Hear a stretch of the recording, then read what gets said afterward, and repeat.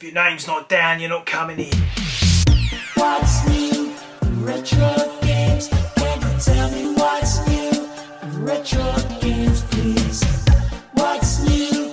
Retro games. Can you tell me what's new? Retro games this week. Hello, yes, it is me. It is Jace at Retrogames.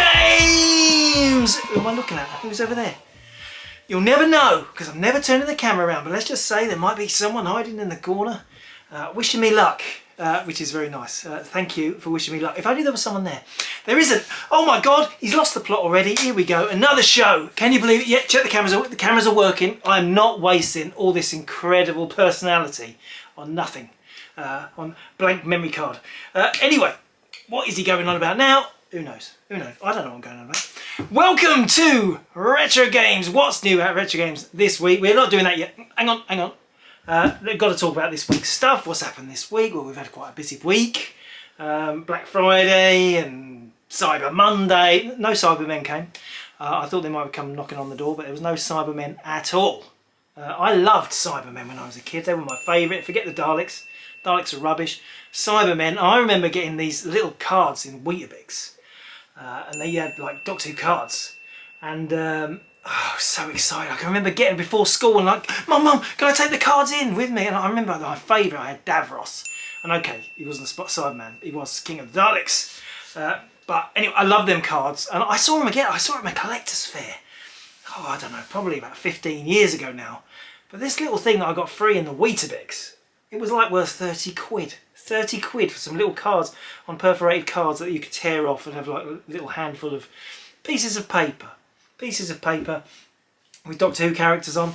And my favourite was the Cybermen, but there was no Cybermen visiting me at all this week, even though it was called Cyber Monday. So I think they need to rebrand that Cyber Monday. It's not working.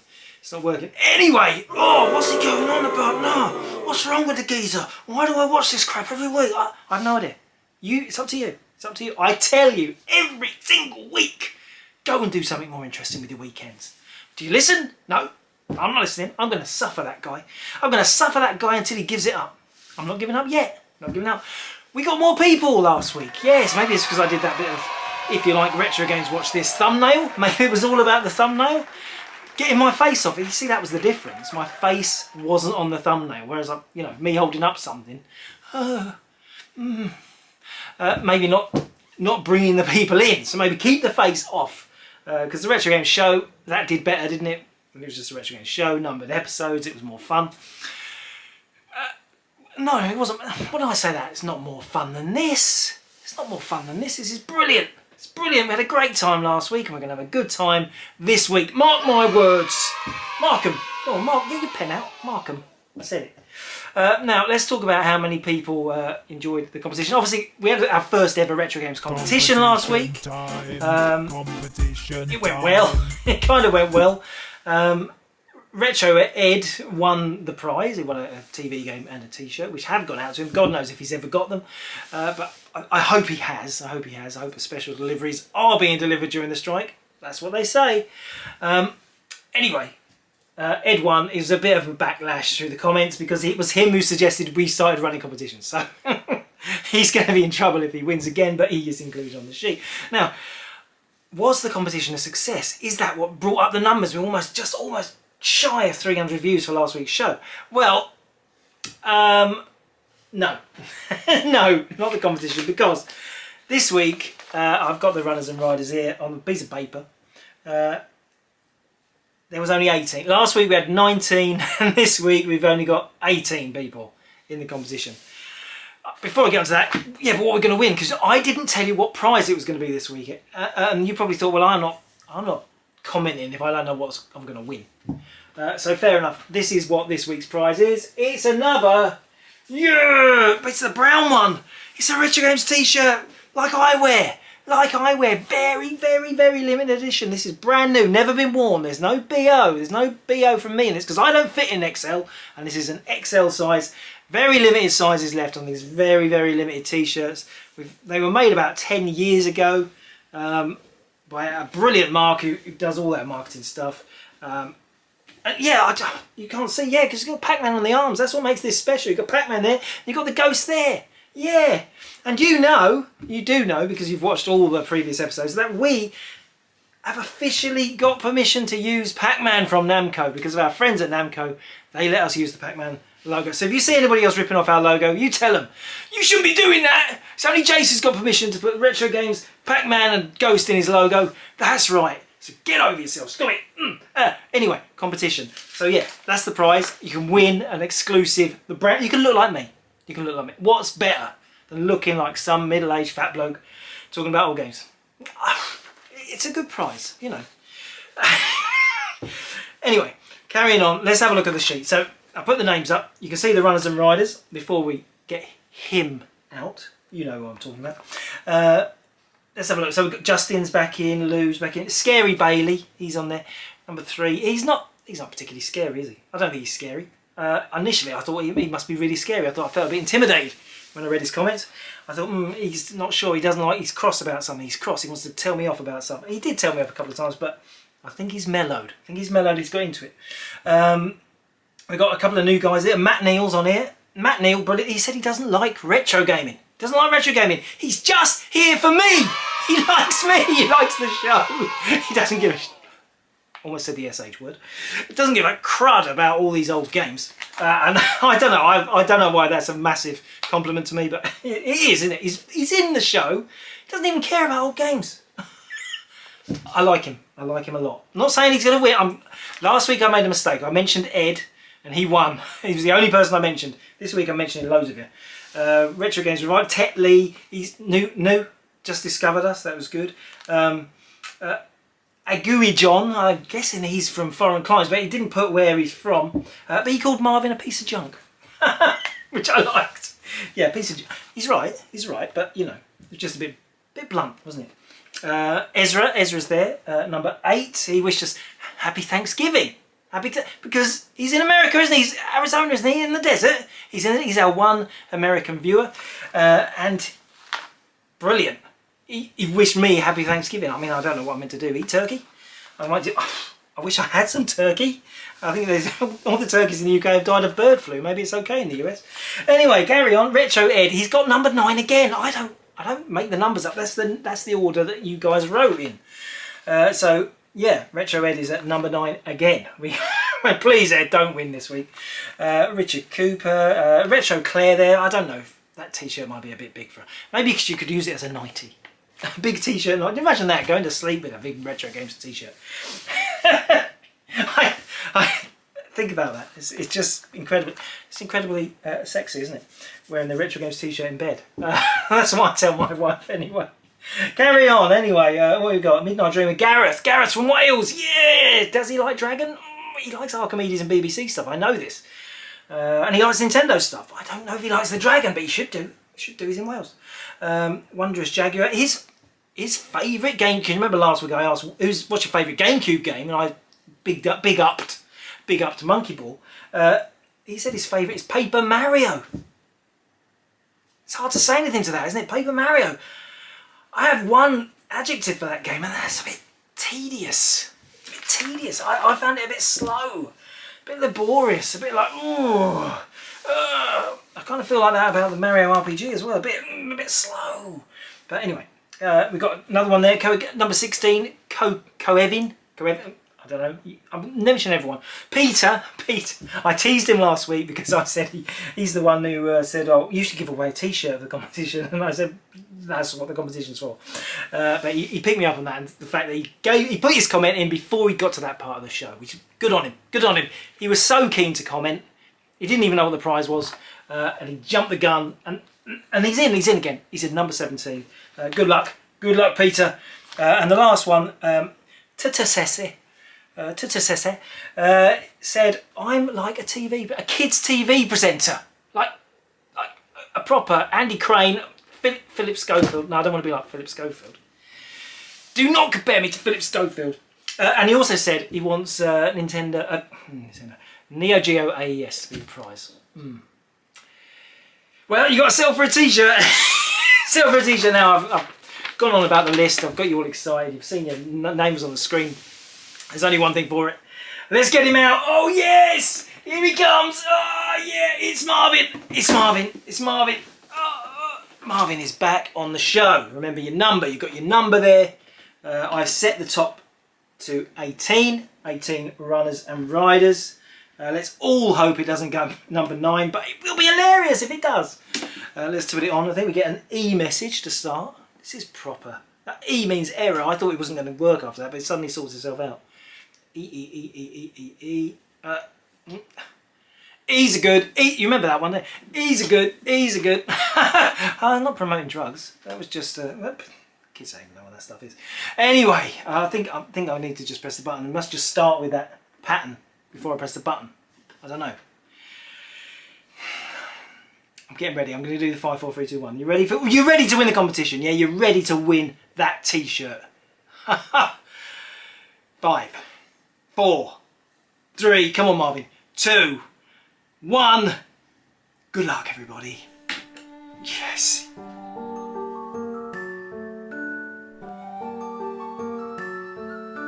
Oh, 17! 17! You are the winner this week. It is not Ed. It's 17. We won't hassle Ed again if he's number 9 again. 17. It's Peter! It's Peter who won! Peter! It was worth taking a bit of crap off me, wasn't it? Because you've won a T-shirt. I don't know how big you are, but it's an XL. It covers most spaces. And most people can fit in an XL. You know, I mean, I could probably fit in it, but I would look a bit squashy washy. Squashy washy. Yeah, squashy washy. Okay, that's done with that. Another competition next week? Yeah, I think so. Let's do this again. And I'm still not going to tell you what the prize is. But it's not going to be a T-shirt. Oh, that's got you all freaked out and curious. Okay, so we're going to do something that we always do because it's that time of the show. I'm going to do a bit of moving about because it's a bit complicated today. What's new is Retrogames this week, yeah!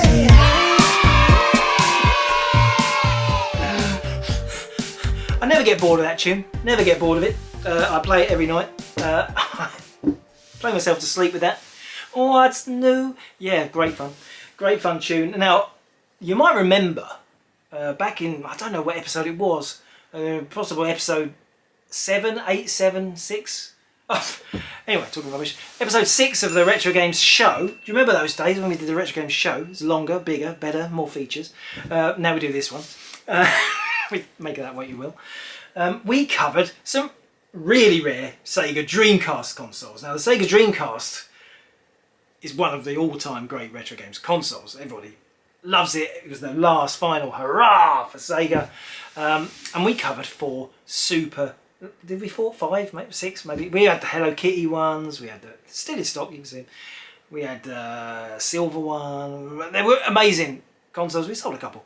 But we also had the divers, the Dreamcast divers. Well, this week, we've got some more Dreamcasts. I might do a bit of cutting and changing while I go and fetch one. Okay, now this is the first one. And this is, let me just get it out. It looks like another Dreamcast. Yeah, it's a Dreamcast. This is a Japanese limited edition super black Dreamcast. Yes. Now Sega made, it's quite amazing. I'll just get this on top camera. Quite amazing that Sega released so many variations of their console in such tiny numbers. The black version is believed there is only 500 produced. 500 of a console, and because the Dreamcast is traditionally a white console, you know what it looks like. Regular Dreamcast, ping. They're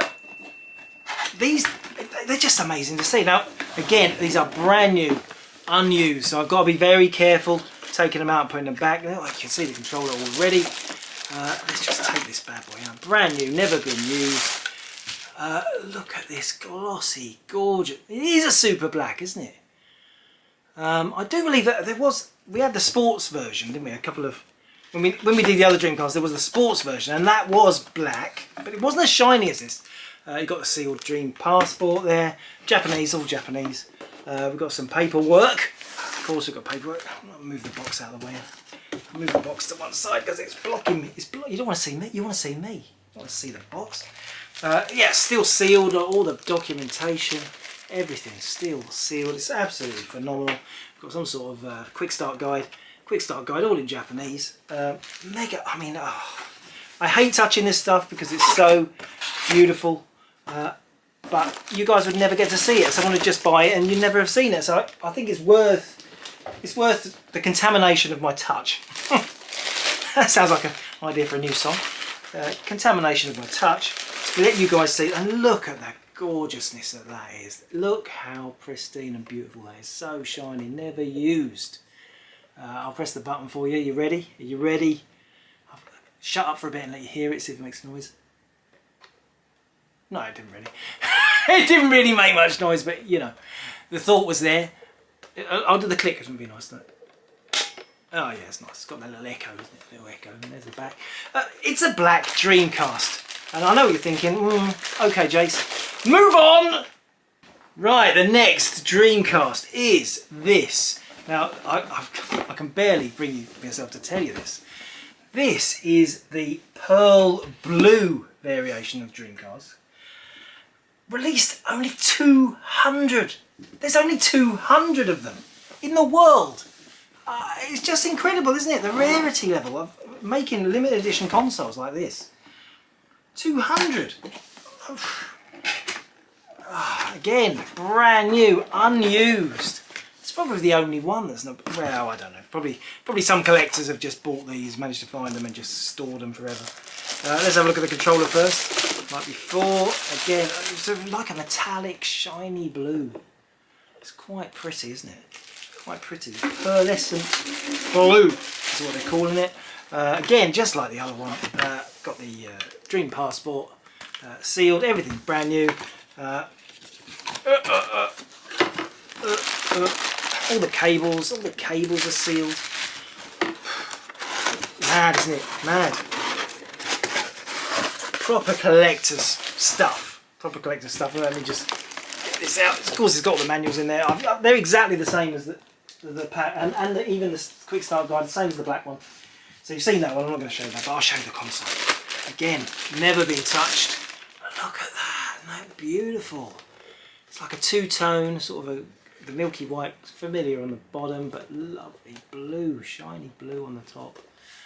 I mean, part of you thinks, well, if you're going to collect Dreamcast, you have to get all the different colours and put them all in a row on special shelving. And yeah, that would look amazing. It would. But who can afford to do that? I mean, you've got to be a proper, serious, mega collector to have every coloured Dreamcast on your shelf. Because there's loads. There is loads. We've covered loads of them. But yeah, beautiful. The pearl blue, one of the rarest consoles ever made, because no other manufacturers are releasing 200 limited editions. I mean, 200! Crikey! The PlayStation 2 had the silver PlayStation. Yeah, limited to 100,000 units. 100,000 units, which sounds like, yeah, oh, that's limited because that's only 100,000 units on a 100 million selling console. It's still really rare, but 200 units? Crazy. Next Dreamcast. Now, this particular Dreamcast is so beautiful, it might make me cry. It might make me cry live on air. It's not live, though, is it? It's pre-recording. This is the... I'm desperate to talk about my Seaman. No, my Seaman Dreamcast that just came to stock. It's not mine, it's in stock. I wish it was mine. I can't afford it. It's crazy. Look at this thing. This is the limited edition. Super limited as well. I think 500 units again. 500 units. And if you guys haven't played Seaman, let me just show you a bit of the game. Deemed too out there for a European audience, Seaman was released in 1999 in the USA and Japan and must rank as the craziest game Sega ever produced. You were tasked with the development of a fish-like creature who reacts to touch and your voice through the included microphone. After only a few days in its fish tank, the creature develops human-like characteristics, learning to talk. No, I'm not cold. And ask strange questions. So, do you own a laptop or a desktop? Seemingly obsessed with computers, Seaman takes a disturbing turn when he decides to reproduce. I think I'd like to make a baby. Oh, that feels good. Once you've grown suitably fond of your computerised pet, the end of the game is tinged with sadness as Seaman develops the ability to live on land and escapes into the jungle.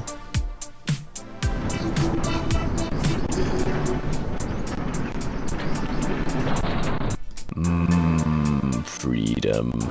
Yeah, so it's a crazy game where you try and morph this fish-like thing into a human fish-like thing. It's Tamagotchi Plus. I mean, it's kind of born of the same sort of era as the Tamagotchi games, like looking after, caring for creatures within your machine. But far more creepy because of his face. Hasn't he got the most creepy face? It's not the sort of face that's going to attract much semen. I shouldn't have said that. That was a joke. It was a joke, but it was too far, and I'm sorry about it. Oh, I've gone red. I can feel it. I'm going red. How could I show this console without making any semen jokes? How could I? It's called semen. What was going to happen? What was going to happen? You know what I'm like. Oh, can't rein it in forever. Okay, let's pull this out. Yes, pull it out. Oh, very mature. Pull it out. Oh, yeah. Anyway, let's go. Oh my God, this is such a beautiful thing. Let's see if I can get it in the camera. It's a bit stiff. I'm doing it without even trying. I didn't mean to say that. Oh, isn't this incredible? Now, okay, I'm going to take this slowly. Because this is one of the most amazing consoles I've ever had in stock. I mean, I love the Dreamcast Dive. The Dreamcast Dive was amazing, but this thing, oh my God. So you got the box set. This is the game. I will open that in a minute. But I love this. Look, in the back it's got little windows. Can you see? There's a little window, and it actually says Dreamcast in the window. It's on the back of the VMU. There's a VMU in here, an exclusive Seaman VMU just for this console. I know. Can you imagine? Because VMUs are collectible. What's a VMU? Oh, visual memory unit. That's the little memory cards for Dreamcast that have built-in screens. And there is loads of variations. And they're collectible in their own right. And this one was only available in this box set. It's the same, but there is quite a few exclusive VMUs only available in these sets, like the Hello Kitty ones. I'm going to show you this first. Might as well do the game first. I'm going to be very careful. This only opened for the first time. Oh, brand new again, brand new, unused. I'm not going to say that enough, am I? So we've got oh, crikey. 3 flyers there. We've got the sealed software. This is that Dreamcast microphone because you talk to Seaman. All guys do that, didn't you know? And there we have a look inside. This is the base for the microphone that plugs in there. And this is the brand new. You can see it's still got the battery thing. This is the proper VMU in there. It's got the Seaman logo, and it's gorgeous. It's gorgeous. I put that back very carefully. I don't like touching this stuff. You know, I've shown you guys a lot of really, really mint stuff over the episodes, and my attitude has not changed.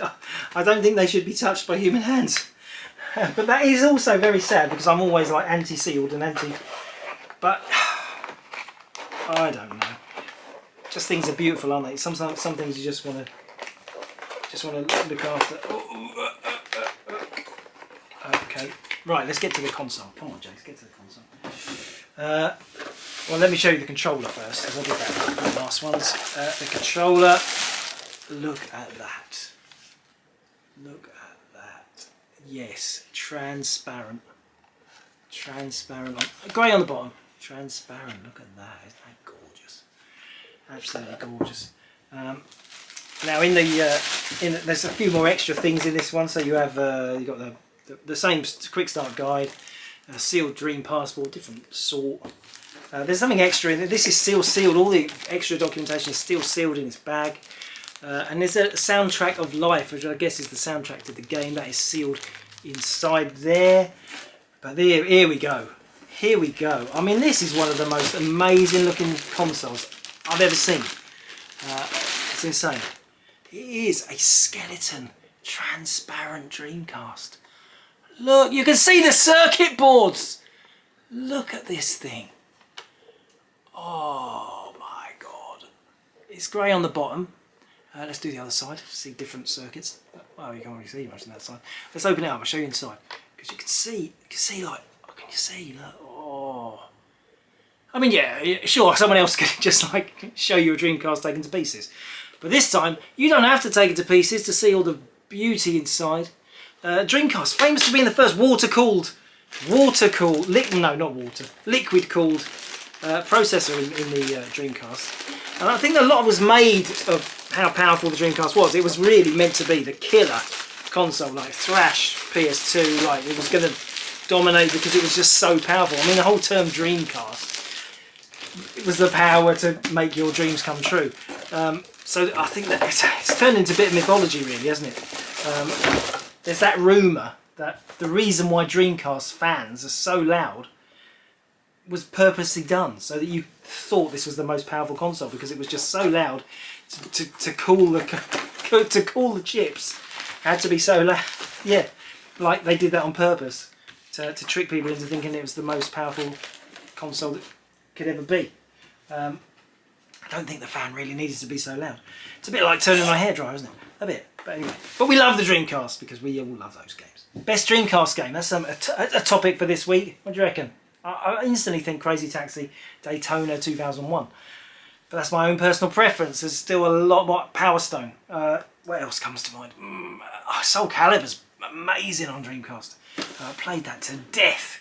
Yes, to death. That's literally because it's a fighting game. I remember that guy with a huge sword. I mean, the sword. Oh, I loved it. What's his name?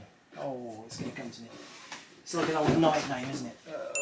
Anyway, I'll put this together, but put this back more carefully so it remains brand new in its box. Next, please.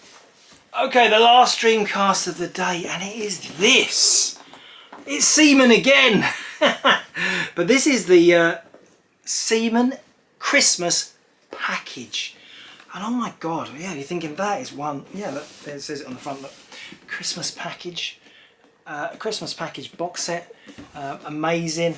Let's open it up and let you guys have a look at this one. Now this is again, Seaman wasn't a massive hit to be honest, but they made a special Christmas version.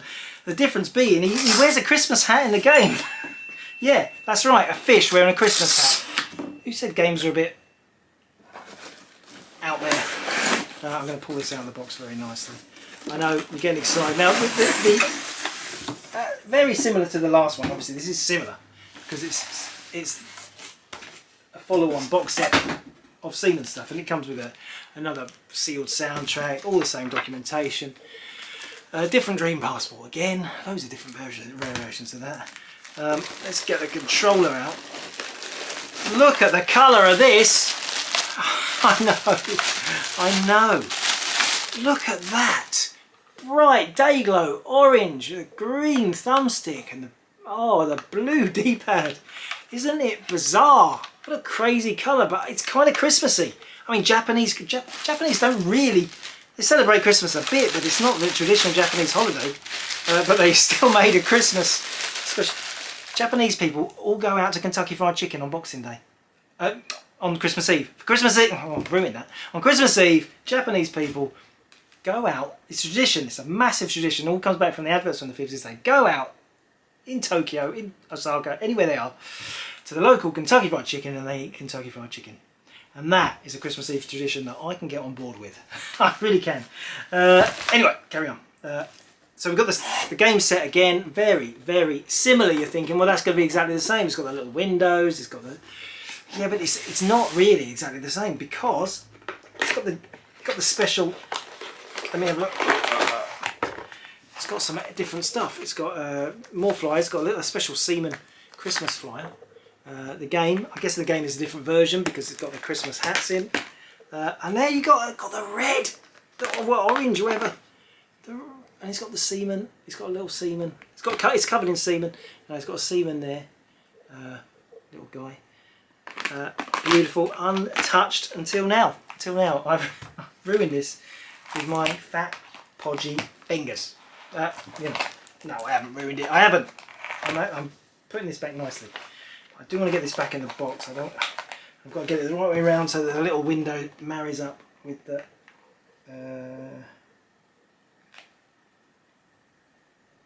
Yeah, I don't really know what I'm doing. You know what, we're going to do that later. Put that carefully down there. Let's move on to the console. I can put the controller back in. Let's have a look. There's something else in this one. This comes with a certificate. Yes, a certificate. Dreamcast Model Seaman, Millennium Limited Edition. And there's 850 units of this made. It's actually more common. This Christmas Special Edition is more common than the original Seaman one. There's only 500 of those released. But the Christmas one, there was 850. Still a ridiculously tiny number. And only released in for Japanese branches of HMV. I mean, I didn't even know there was Japanese versions, branches of HMV. Pretty defunct these days. An exclusive console just for them. Weird. Isn't that weird? Yeah, I've got more sealed gumph. Let's have a look at the console. Finish off. Not that sort of finish off. And look, it's got Seaman on. He's got a Christmas hat. He's got a Christmas hat. And there you got a green button, a yellow button. It's all over the place. It's wacky. It's a really beautiful, and it's all red. The bottom's red. It's proper remade. It's a proper red Dayglow Dreamcast. Brand new until my fat fingers touched it. But absolutely amazing, incredible find. And you can buy it this week if you can afford it. They're a bit expensive. You know, what can I say? Unfortunately, rare things like this, they just don't turn up, so they do have a high value. But they could be yours if you can afford it. Available at retrogames.co.uk this week. Okay, that's enough of Dreamcast. Let's get back to the box. So you want to know? You want to know? You want to know what? What's in the box? What's in the box? Well, I did warn you last week that we was going to be listing a lot more PC stuff. I've ignored console stuff totally this week. I'm going just computers. It's just computers. If you're waiting for more console stuff, just watch the Dreamcast bit again. Because this week I'm talking about some PC games to start. And let's pick one out of the box. Yeah, the box. And that's this. I just picked anything I thought was really weird. That's what I always do, weird stuff. And this is Revenge of Marjorie the Chicken. Look at that. Look at this. Revenge of Marjorie the Chicken. It looks like a shooter. Is it like a target-based shooter? One of my favourite things about this game is it's got this catchphrase on the bottom. Do you feel clucky, punk? Well, I'll show you it anyway. I'll get it out. It's just a CD. There's no separate manual. The manual's in the CD case. It's the old classic, cheap. I don't know. It looks like one of the most awful games ever made, and I just thought that's good enough to put it out on the show. Marjorie the Chicken there. It's very rare. It's quite rare. Well, it's quite rare. Next one. What about this? This is more rare. This is called Skulls of the Toltecs. Excuse me, sir? The three of them have gone. I hope they didn't hand them the skull. No, I just scared them away with some shots.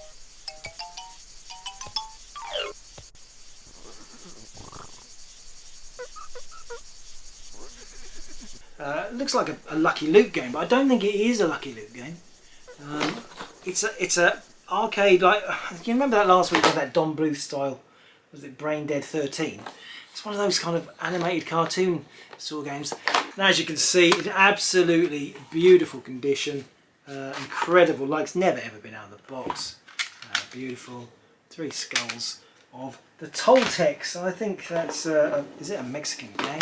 I don't know. I don't know if we can read it up. Saddle up and mosey into town for one of the most challenging, hilarious and exciting adventures this side of Texas.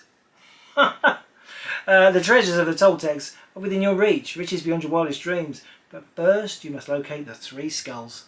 You could have kind of figured this out from the title. And believe me, that ain't easy. You must travel through Wild West locations and encounter a host of characters, including the good, the bad, and the downright ugly. Oh, clever. Yeah, it's annoyed me, that actually. It's a bit annoying me. Let's move on. Let's carry on. What have we got this? I just picked this because the name's a bit rude. It's an adventure game called Torrin's Passage. And it asks you to explore Torrin's Passage. And I thought, well, that's something I want to do. Long, lonely evenings. I just want to sit down in front of my computer and explore Torrin's Passage. Brilliant. Curse the quick thinking of the arch authority, snatching the child away before his doom was sealed. I mean, already that's putting me off, isn't it? Sometimes. Had the lad been with the rest, surely my suffering would have ceased years ago.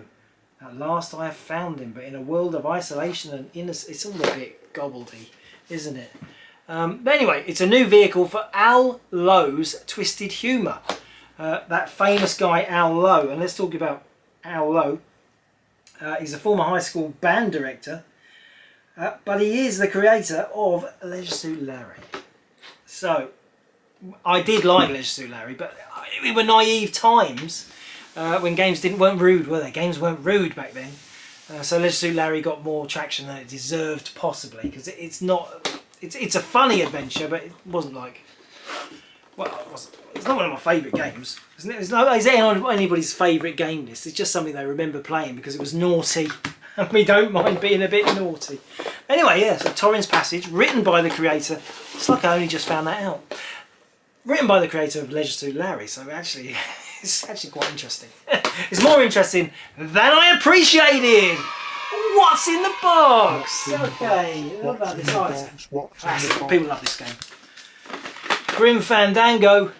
Can you hear me, Stephen? Grim Fandango. That's one for you. You know that is. You know what that was. It's locked. I know, I locked it.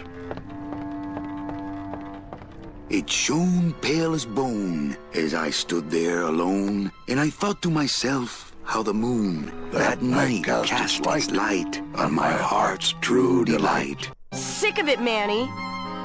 If this is all you want, you can fight the cats for it. Why is it all men are after the same thing? Except you. The only woman you care about is that Calamar dame, and she split on ya. I don't know what she did to you, but you know what? I'm done trying to figure it out, pal. Nice cage you have here. Mr. Hurley grew demon ravens with human heads in here. Grim Fandango, a really highly rated adventure game on the LucasArts label. Comes on discs. They're called CD-ROMs. It's got some bugs info. It's got a manual. Beautiful. Grim Fandango. It's got the discs out of the proper sleeve. Oh, that's good. They've done that to protect it. It's got proper in the. Oh, that's nice. So they've put the CDs in cases so they're not in card sleeve getting worn. But yeah, one of the most highly regarded adventures on PC. Have I ever played it? Can I even admit such things on this show? I haven't played Grim Fandango before. I wouldn't dare. Call yourself a retro gamer and you've never played Grim Fandango. I would never live it down. So let's just say I thoroughly enjoyed that one. Okay, let's carry on. What about this? Another classic. People love this. Monkey Island. Now, Monkey Island, people love it. And you think, oh yeah, but it's a Kicks reissue, Jace. Why are you getting excited about a Kicks reissue? But this is because it's always usually on 3.5-inch disc. But this is a CD-ROM enhanced version. And that is actually far rarer than the original disc issue that's not on Hit Squad. This is the full talkie. So it has all the speech from the game is in it, voice acted, and an original reggae soundtrack. And something else I like about this, and I think you're getting ready for me to scream something, but I'm not going to, because the Monkey Island CD-ROM version, the Kicks version at least, does not require a code wheel. No code wheel required. There is no need for it. They got rid of it. I guess too expensive to produce, because at the end of the day this is a budget reissue, and they're cheapskates. Hit Squad are cheapskates. They take beautifully presented big box games and turn them into little games. Why? Anyway, carry on, Jace. What about this? Hogs of War. Never have I seen such a shower in all my life! You recruits are here for one reason only, and that reason is war! I said war! Don't go out on the moors. Yes, sir. What, sir? Now, this game also came out on PlayStation. You might remember it was quite a big hit on the PlayStation 1. Beautiful big box original PC version. And really, really love this game. Not because it is fun multiplayer battle game. Is it cannon foddery? Cannon foddery. But the reason I really love it is because it's voiced by the legend who is Rick Mayall. Rick Mayall in a video game, doing all the voiceovers, all the funny voices for all the characters. That's good enough, isn't it? That is good enough to make this highly sought after. I miss you, Rick. You were one of my all-time legend icons. Legend icons. Let's carry on. More PC. Yeah, what about this one? Voodoo Kid. I knew something was up when they made us bring Baron Saturday's sacred objects on board. Magic! You're kidding! Don't forget to light the candles.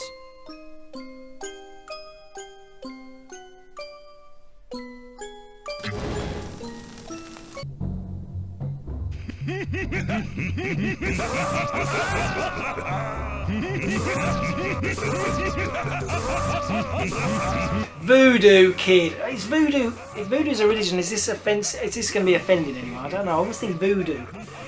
It's a bit offensive. I can read you a bit of the blurb. This is an adventure game. It's on Infogrames label. So, what do you think when you think Infogrames? You think beautiful animation, don't you? I don't know why. It's just like all those games have really stunning graphics. Yeah, French games. They are beautiful to look at. Is that true? Do you think all French games are beautiful? I think they might be. I think they might be. Anyway, Voodoo Kid, not child. Scary Tales. Who'd have thought it? Who could possibly have imagined it? A kid, just like any other. A tired little boy reading his book. A tired little boy, so tired, then wide awake and all alone. A prisoner of the unfriendly, unearthly Baron Saturday, king of the zombies, master of the voodoo cult and lord of poor kids' shaky future. Explore, solve, fight. And where that fails, run. It's not making me super excited to play it, is it? But what do you think? It looks alright, doesn't it? Looks alright. Looks alright. It's rare. It's rare. And it's got really nice. I get. This is why I picked it. A poster. It's got the poster. Beautiful. I love games with posters. It's got loads of stuff. It's got an extra little ship's log. And it's got a voodoo dictionary. It's got all this. It's a brand new, beautiful condition. It's like some sort of glossary of terms in a funny little folder wallet. Trying to big this game up with some extra freebies, and I'm all up for that. I love the free stuff in the boxes. Let's carry on. Now, here's something you'll all recognise, and that's because it's so cool. It's Sega Rally for PC. And the PC is not renowned for great Sega conversions, but look at the box on this. Isn't that beautiful? It's die cut, the CD case in the middle. It's even, the back's cut as well, look. It's shaped and it's in beautiful, pristine condition. And I bet to find this box in this sort of condition is really, really, really hard. And it's a proper official Sega PC game. An amazing box. I'm not going to open it up any more than that. We did open it up to grade the disc for the listing. But it's so beautiful. It doesn't require any more looking at. Any more investigation, that's what I meant. No, we did look at it. We looked at it, but investigating it, you know. One more PC game, and then get away from PC, and that is this. Reggie's Adventures Part 1. Now, we just mentioned Leisure Suit Larry. That's for Americans. Leisure Suit Larry. Well, this is another adult kind of sexy game for PC, but much, much, much, much rarer. And there, look! Naughty Bits for the boys! You know, I mean, these days there is lots of X-rated games, but back then, when was this come out? 2000. There wasn't many games like this. I mean, look at the terrible CGI. CGI went through a phase in like 1998, 2005. That whole period, the graphics are grim, aren't they? They think they're looking all futuristic and great, but no, they are looking rubbish. Rubbish. When they're going to remaster Toy Story the movie, I think that's going to happen. They're going to go back to Toy Story the movie, exactly the same film, but just completely redo all the CGI and make it look up to date. It would be pretty wicked. We'd go and see it again, wouldn't we? We would go and see it because it's a great film. Talk about tangents. Let's have a look anyway. We've got some I've got loads of discs like Comic Poker, Lula the Sexy Empire, Valkyrie 2. I guess these are all episodes. Babe Watch. Oh, I'm dropping it on the floor. I don't know what these extra discs are for. They look like other stuff. Anyway, it's got a copyright there. Flair Media. I want Flair parts of. I want Flair the people responsible for the ill-fated, you know, Conix multi-system. This can't be related to any of that, surely. Anyway, let me read. Reason I pulled this out is I want to read the challenge. Bit of reading time. And look at that. Look at this bit. They've got stars there. Stars. Naughty stars blocking it out. The challenge. You play the part of Reggie Rich, an aristocratic playboy who crashes his helicopter and gets marooned on a tropical island. Local fisherman Randy Muffin offers to take Reggie back to his yacht, but only after completing a challenge, which luckily enough for Reggie is to seduce all the gorgeous girls. However, it's not an easy task to charm the girls, so Reggie's travels will include gambling, playing slot machines. This doesn't sound great, does it? Playing slot machines, solving cryptic puzzles, and lots more. All set within spectacular locations, including hot tubs, lap dancing club, casino, and you can even go to the movies in a game. Can you help Reggie seduce all the sexy girls? If so, the reward will be a treat for both Reggie and you. Bring the tissues. Anyway, enough of that. I dropped the disc. I've got to find the disc. I dropped it. Yeah. Unusual game. Adult stuff is unusual. I mean, I'm sure we will venture into the world of a few adult games for the old 8-bit game. That's something that I'd like to cover because they are amazingly hilarious. Anyway, you know this box. It always tends to bring up one of my favourite formats. What could it be? Spectrum!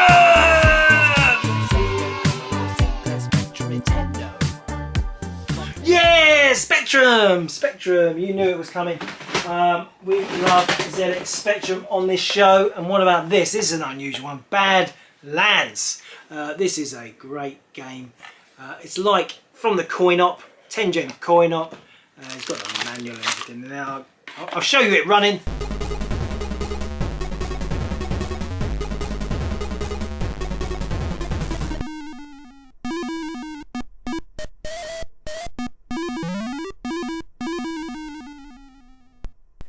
As you can see, it is a brilliant Super Sprint with weapons. It was Super Sprint with weapons. Loads of fun. I mean, it's not a great conversion. It's not a great conversion, but it exists and it's rare, so we like it. I'm going to rush through these. Another classic game, a classic franchise that we love, and that is Terminator. And this is Terminator 2 for the Spectrum. It's actually pretty rare on Spectrum. It's got a label here saying that free T2 badge. I must say to you now, before you get too excited, the badge is not here. It is missing. But the box is absolutely pristine. Terminator 2, I mean that game, that film took over the world when that came out. It was such a big hit. I saw it at the cinema myself. I'm sure most of you guys did. Terminator 2, classic, brilliant. I'm also, if you ever go to America Land, there's an amazing, in Universal Studios, there's an amazing Terminator 2, I don't know what it is, a show, kind of weird, futuristic 3D show, but it's worth going to if it's still open. Terminator 2 is not quite as cool as it was. Carry on, Jace, what else is in there? Well, what about, I'm doing these card box games, because I love these beautiful, because if in nice condition, of course, not so good if they're worn out, but they're lovely glossy mini card boxes. They're lovely on a shelf. Unfortunately, and you'll agree, this one does, but a lot of them don't say the name down the side, which is a shame, and you don't really want to have them end on. I mean, you could get these labels that say what it is, but that doesn't look so good on a shelf. Whereas spine out, they would look nice. This one does though, so but Terminator, look, Terminator there, it's nothing personal. That doesn't work, does it? Badlands does say Badlands. Fair enough. It's not consistent. It's not a consistent rule, but if you collect these kind of box games, you'll know Not many of them have it written on the spine. And that is a proper arcade action game, famous. I mean, the Spectrum's struggling to create coin-op games like Shadow Warriors, Strider type games. The Spectrum's not really built for that kind of stuff. The Commodore 64 just about hanging on by its fingernails with this sort of stuff. The Spectrum really struggling. The graphics, because of all the monochromatic, you know, you can see it's like it's not the greatest format for this type of game, but good on them for trying. Good on them for trying. Shadow Warriors. It's a beautiful box. What more do you need? Here's another classic, another Sega classic. Talking about a lot of Sega today, and that is Golden Axe.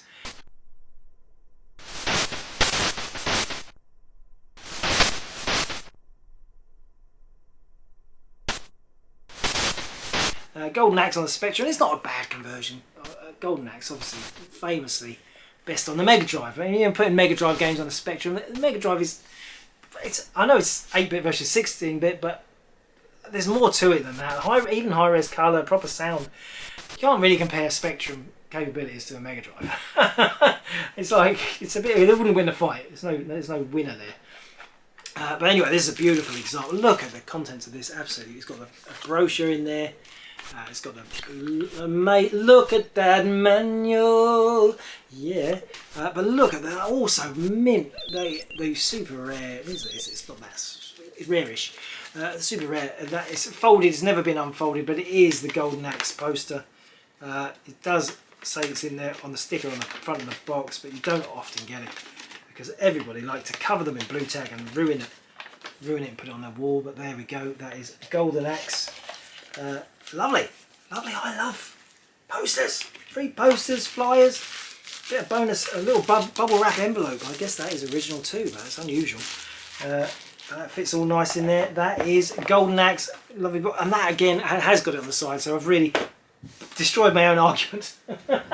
What's new? What is new? Yeah, fair enough. Carry on, Jace. What you got left? Well, we got some left. We've got a big box. Oh, I love this game. Apocalypse. And Julian Gollop, one of my all-time gaming heroes. Created Rebel Star, UFO, Laser Squad, obviously, Lords of Chaos. And his early games, Apocalypse, Rebel Star. What's the other one? Chaos. Just Chaos. Yeah, Chaos. They are still amazing strategists. He was a proper engineer of balance and skill. That's what I'll say he is, Julian. He's brilliant. And look at this beautiful box. Games Workshop, Redshift label, original one. Isn't it gorgeous? Isn't it lovely? But then you're thinking, look at that.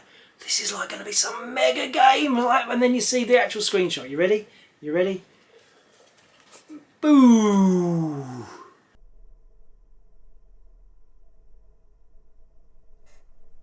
In a way, putting that screen on the back of the box, it was kindness, wasn't it? It was a kindness. It was making people, just bringing down people's expectations to a more realistic level. Because you can see that front box and you think this is going to be the greatest game I've ever played. And then you see a really badly drawn map of the UK with some dots on it, and you think, I don't know. Maybe that's just the start. Maybe that's the loading screen. No, that's the game. That's the game. Anyway, Apocalypse. It's got gorgeous manuals. No, it hasn't. No, the manual's very plain, but it's there. It's there. It's in great condition. This one. Apocalypse, very cheap as well. Such a rare, unusual game. Games Workshop related. It's got their logo on it. Games Workshop. There, look. But £4. £4. What could you buy for £4? You go to Tesco's, you struggle to get a cake. You struggle to get a cake for that. Let's carry on. Let's go double case. What about this? Alternative World Games. It doesn't get the recognition it deserves. It's a novelty take on the track and field decathlon style multi-event sports games, but with unique, interesting games, events. Okay, let's say let me read this to you. You'll be racing in Naples. You'll be boot throwing at the Colosseum. You'll be pole climbing in Verona and running up walls in Venice. You could have done something watery in Venice. If you can still stand the pace, try your hand at balancing plates. I'm guessing that might be Greece, do you think, plays? Jumping Rivers, I don't know where that is.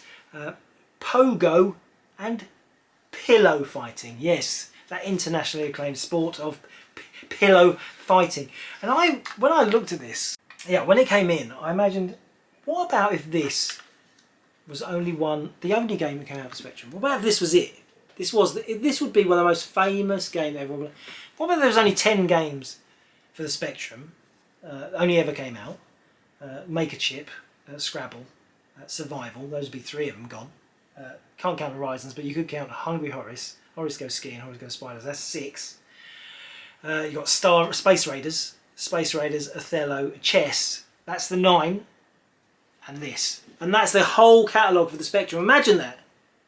Imagine if that, I mean, I am mental. I do think of these weird hypothetical situations. But if that actually happened, if Alternative World Games was the only game that came out of the Spectrum apart from those Sinclair tiles, they would still be making sequels to it now. There'd be oh, have you played the new update? We'd have all played this to death because it would have been so much better than those old games. What the hell am I talking about? I know. I just go on these little flights of fantasy. Like I always think, what about if I could go back to 1982 and then show them Night Law? And then what would they do? What would it say to Clive? Here's Night Law. This is what we can do with the Spectrum. What? It would have changed everything because they couldn't have competed at that time. Couldn't have competed. Other formats couldn't have competed with Night Law in 1982. It would have been a game changer. It would have been a game changer. I told you, I go on these flights of fantasy. I'm a nutter. I'm a nutter. Keep going, Jace. What about this? Oh, this is a real classic. Yeah. Can't believe this exists. EastEnders.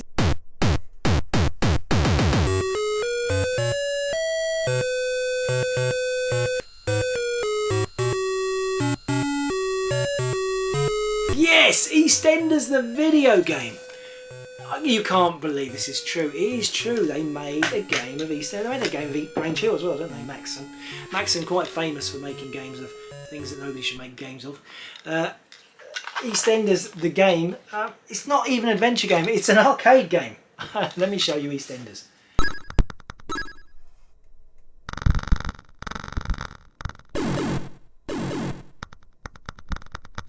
Let me just read this little blurb. Read the blurb. The EastEnders life revolves around Albert Square. For anyone who doesn't know, EastEnders is a sitcom. Not a sitcom. It could be. A soap opera. It's a hugely popular British... Well, it was in the 80s and 90s. Hugely popular British soap opera about people living in London. My mum and dad used to love it. I think I used to watch it as a kid.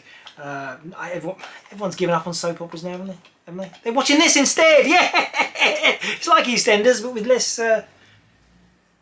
Ooh. No, we've actually got loads of ooh. Less punch-ups, because there's only me. Less punch-ups. Oh, I can't really believe this. You control a small figure. That is all it says. Who's a small figure, no character name, no plot, not based on anybody who's actually in the program. Whose unenviable task is to help out wherever and whenever necessary. This means doing the washing at the laundrette, feeding little Martin Fowler, digging the allotment, and a host of other tasks, all seen weekly on EastEnders. The game starts at the main Albert Square and Bridge Street screen. All 6 game locations are shown on this screen. The laundrette, the Queen Vic, Ozcabs, the fruit stall, the Fowler's house, and finally the allotment. Doesn't it sound exciting?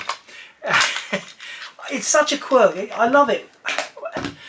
It's something we never really talk about, but I like games when they're bad. I love games that are poor, games they would never make now, games that struggle with their own concept, games that are so badly programmed they look like a moron made them. I don't know. I love bad games. Is that me? Is that just me? Or do you? What's your favourite bad game? A game that's so awful it just makes you crack up. EastEnders there. Let's keep going. What about this one? This is called Vampire Village. It's an adventure game, but isn't it just got a beautiful case? Let me just get that in focus. Beautiful clam case game for Spectrum. Very rare, very rare. It's a vampire adventure game on Terminal label. You don't see that very often, but I just think it's gorgeous. That gorgeous thing. Instructions on the rear of the inlay. So yeah, no separate manual ever included with that one. Vampire Village. One more clan. Yes, this one, and it's classic. Avalon. You'll know this. It was a big game. It was a popular game. Steve Turner wrote it, and I met Steve Turner. At the Retrogames exhibition when I was a lot younger and maybe more naive, not realising how cool it was to be there. Well, I think I did know. I knew how cool it was. And Steve Turner, brilliant. I mean, we talked about making games and programming and his ideas for making games and I actually absolutely wholeheartedly think he was absolutely onto something with his ideas about making games have tiny graphics. He wanted games to have tiny graphics, and I've got some ideas of my own game. I've always designing games. I've got sheets of paper of games I've designed, but nobody would ever make them. But they would be the best games you'd ever played. If I was ever given the chance to actually design a game, it would be. If you're watching it and nobody's out of you 200 people, is anybody designing games? Anybody running a games company? Need some ideas, some fresh blood. I know me, fresh blood. Avalon, coming back. Avalon, annoying. It's got a big code sheet you have to put in. There's a little bit of a map, but it's a role-playing kind of adventure game, arcade adventure. But the reason I bring this to your attention, and I will do it every time because I just love it, I'm going to show you it running at the same time as I describe how it's described. So here's Avalon.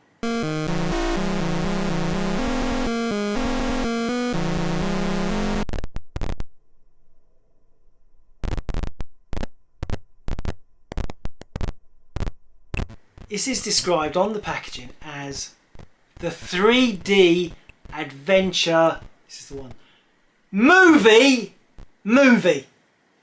At this point in time, the graphics was so devastatingly beautiful that it can be compared to a film, a cinema film.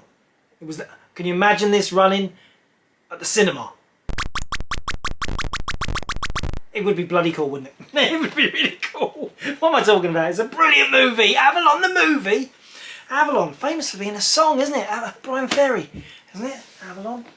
I could sing it, but you'd all turn off. You've already turned off. You already have. I know what my average time is. What about this? Knight Rider, one of my favourite shows when I was a kid. Glenn A. Larson, wasn't it? Glenn A. Larson made all these great games. It's a Commodore 64 game. I can cover Commodore if I want. It's in amongst the Spectrum, but I've still got some Spectrum, I just realised. Knight Rider on the Commodore 64.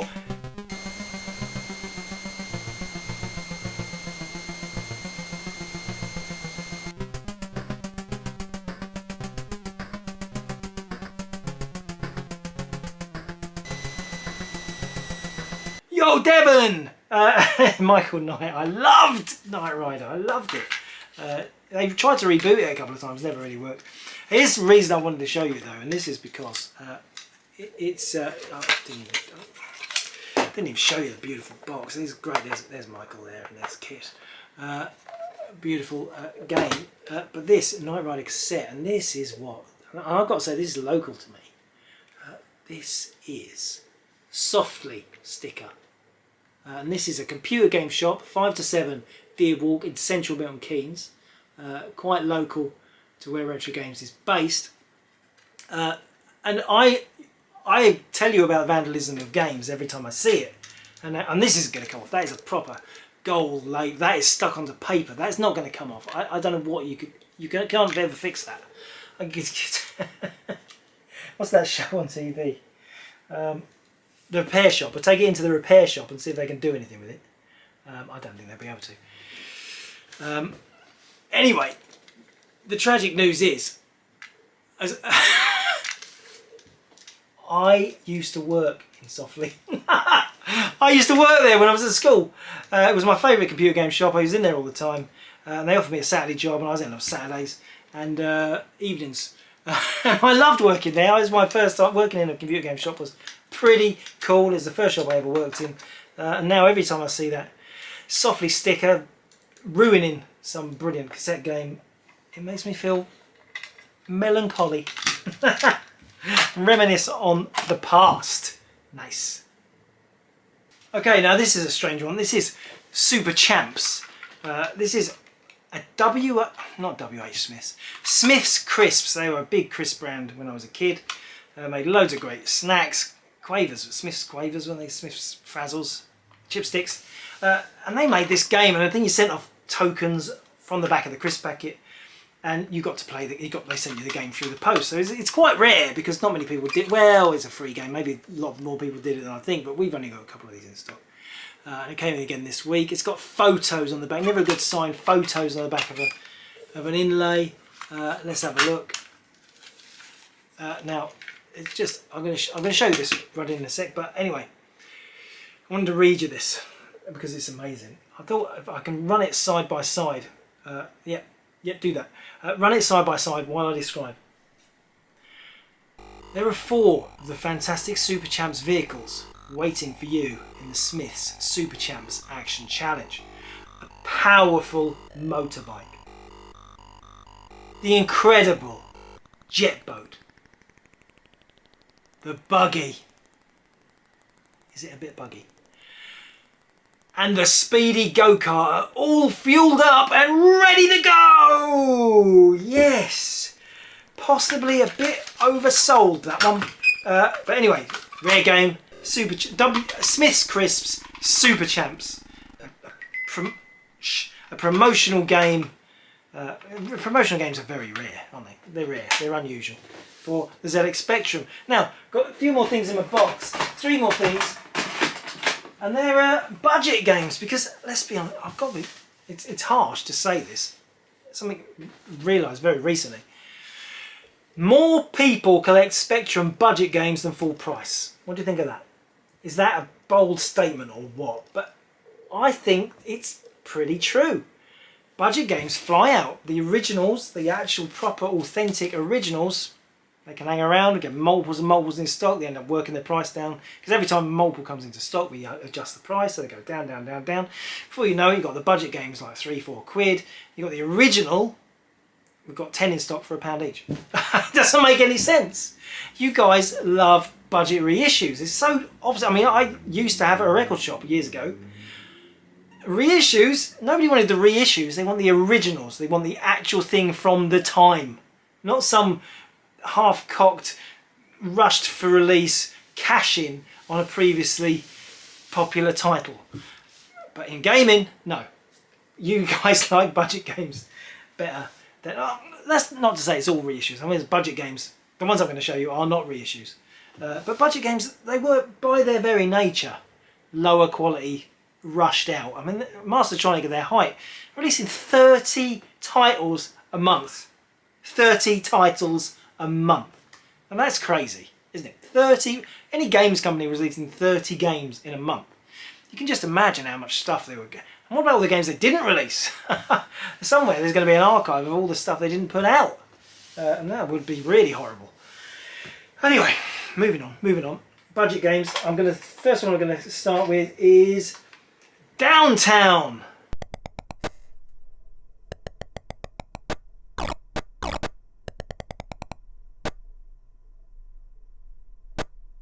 Downtown. This is on the Atlantis label. It's a very unusual one. It's an unusual one. We've only had it in stock a couple of times, and I'll show you it running. It's kind of like a run and gun style game, but isn't it? Doesn't it look awful to play? And I think the reason is that jerkiness of scrolling, rushing through one screen, stop, rushing through the next screen, stop, rushing through the next. No scrolling, and these games. Spectrum struggled with smooth scrolling. It's quite jerky scrolling, so a lot of them try to avoid it by that rushing across the screen, getting to the next page. You know, Saboteur that I looked at last week's like that. You go down the bit and then new screen, rather than focusing like a camera movement of you moving through the game. And it's annoying. It's annoying. We've moved on so far that in games is annoying. So sorry, Downtown. You're very rare. You remind me of a certain song, Downtown, but we don't like you. We don't like it. It's rare, but not a very exciting game. What about this one? Yeah, Seymour, very popular, rare game. Seymour had a whole series.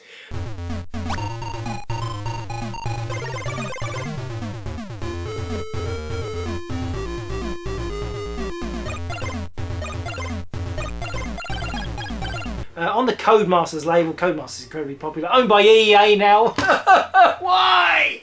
Now Seymour Goes to Hollywood. They're very much like Dizzy Games. They're not written by the Darling twins who did the Dizzy Games, but they very much follow the same mould. Now these are, you roam around. It's an arcade game, an arcade adventure where you have to find something, take it to another place, and use it to do something, to get something else, to go and take it to someone else. Just like Dizzy. Beautiful game. But they're kind of all similar, these Seymour games. Very rare compared to Dizzy Games. But you roam around the screen, finding things, taking them to other places where they trigger something else, and then you go and get something else, and then take it to someone else. And so it's an arcade game of like getting things and taking them places. Not tedious. No, it's not. A bit tedious. I think everyone's a Wally. Didn't everyone's a Wally start that? Pyjama armour, roaming around, taking things to different places. Anyway, Seymour Goes to Hollywood. It doesn't look like Hollywood, does it? It's not my idea of Hollywood. If that's what Hollywood's like, I'm not going to go. I'm not going to go. I've decided. You can. I'm sorry. Back off, you lot. I'm not going to Hollywood. I'm not going to. I'm nothing like James Corden. I'm not going there. I'm not going. Okay, carry on. Carry on. Last one. Last game of the day, and that is this one. What have I saved for the end? So this Mayhem on the Powerhouse label. Not mega obscure, but not one of the most popular budget labels on the spectrum. Now, there's a few reasons I want to talk about this. Let's talk about the game first. This is an unusual maze game. I'm going to show you. Oh, don't drop it, Chase. I'll show you it up and running. It's just. Now, this is my whole point about budget games. They can be slightly dull, rushed out, a bit annoying, but what gets me more than anything else on this one is that copyright logo. Copyright, Powerhouse, right across the middle of the screen. Right across the screen. Why? Why have they done that? Maybe the guy who wrote the program sent off to Powerhouse. He thought, well, they'll definitely publish it if I put their name in the middle of the game action. It's just crazy. It's like having Resident Evil with a massive Capcom. You've got to quite manoeuvre around the Capcom label logo in the middle of the screen all the time. It's wacky. It's wacky. But there's another reason I wanted to show you Mayhem, and that was for the sleeve. Because it's on the face of it, you look at it quick, you think, oh, that's a really pretty sleeve. But look at the faces on there. These are like real digitized. I don't think legally. Someone has cut out some human real faces and put them over the drawing. And this guy here, I hope this can focus. I'm going to try and zoom it in a bit. That looks like serial abuser Kevin Spacey, doesn't it? That's Kevin Spacey. Have they really done that? They cut out some proper stars and just use their faces in the game art. Can that really have happened? It's Kevin Spacey in a Spectrum Powerhouse budget game. And on that bombshell, not Clarkson, on that crazy fact, I think it's time to end the show. Please like, subscribe, comment if you want a chance to win a prize next week. Yes, Marvin's coming back. I paid up 50 quid I paid for him. He's coming back. Thank you for watching. Thanks ever so much for everyone who's building up the show and telling people about it. Just keep telling people. We'll get the numbers up. We'll get the numbers up. Until next week, happy retro gaming! Retrogames says thank you for watching. Retrogames says thank you for watching. Oh, I think that show was too long. Do you? I know you wanted it a bit longer, but that was too long. I had to change the battery 3 times, 2 cameras, but 3 battery changes during a show. And it mucks up my edits. It ruins my flow, and I've ended up talking to nothing. Anyway, it's either too long or dying batteries.